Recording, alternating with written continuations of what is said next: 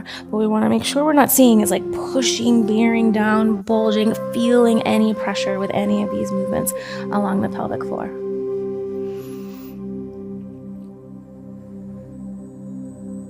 And you're not giving it 150% with the resistance. You're just giving some resistance that this leg is having to move through. You can think of pressing through your heel on that right side for 3,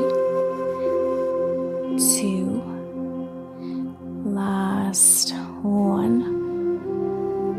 And then we'll switch over to the other side and compare. See if it feels any different from side to side with that activation. What are you noticing?